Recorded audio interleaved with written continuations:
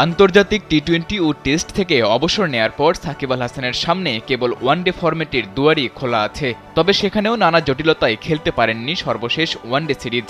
কিন্তু টি-20 ফরম্যাটের ফ্র্যাঞ্চাইজি ভিত্তিক নানা লিগে নিয়মিত খেলছেন মিস্টার 75। তবে শঙ্কা আছে বিপিএল খেলা নিয়ে। সেই শঙ্কাই যেন সত্যি করার পথে হাঁটছেন সাকিব আল হাসান। নাম লিখিয়েছেন সাবেক ক্রিকেটারদের লিগে। সাবেক বিশ্বসেরা এই অলরাউন্ডার নাম লিখিয়েছেন লিজেন্ডস ক্রিকেট ট্রফি এলসিটির দল দুবাই জায়ান্টসে। নিজেদের ফেসবুক পেজে দেওয়া এক পোস্টে সাকিবকে দলে নেওয়ার বিষয়টি নিশ্চিত করেছে ফ্র্যাঞ্চাইজিটি। সাকিবের সাথে সেই দলে আছেন শ্রীলঙ্কার সাবেক অলরাউন্ডার থিসারা পেরেরাও। ক্যামেরায় ওয়াও, স্টাইল দেখাও, Xenon X21 পারলে ঠেকাও। এলসিটির ডিফেন্ডিং চ্যাম্পিয়ন দুবাইয়ের হয়ে এর আগে খেলেছেন হরভজন সিং, স্যামুয়েল বদ্রিদের মতো সাবেক তারকারা। সাকিবের বিপিএলে খেলার অনিশ্চয়তা অবশ্য নতুন কিছু নয়।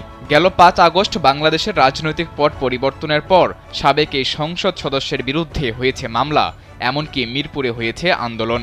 দেশের মাটিতে আন্তর্জাতিক টেস্ট থেকে অবসর নিতে চাইলেও আন্দোলনের মুখে তার পূরণ হয়নি সাকিবের।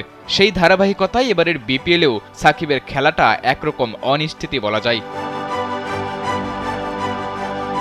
কয়েক মৌসুম পর বিপিএলে ফেরা চিটাগাং কিংস বেশ চমক দিয়েই দলে নিয়েছিল সাকিব আল হাসানকে। দলটার আশাও ছিল আন্তর্জাতিক ম্যাচ খেলতে না আসতে পারা সাকিব ঠিকই আসবেন বিপিএলে, মাঠ মাথাবেন চিটাগাং কিংসের জার্সি গায়ে। কিন্তু সাবেক ক্রিকেটারদের লিগে নাম লেখানোর পর সেই আশা যে এখন অনেকটাই কমে গেছে তা তো বলাই যায়।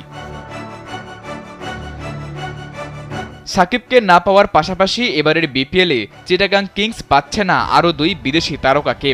জানা গেছে শ্রীলঙ্কার তারকা অলরাউন্ডার অ্যাঞ্জেলো ম্যাথিউসকে পুরো টুর্নামেন্টের জন্য ছাড়পত্র দেয়নি লঙ্কান ক্রিকেট বোর্ড।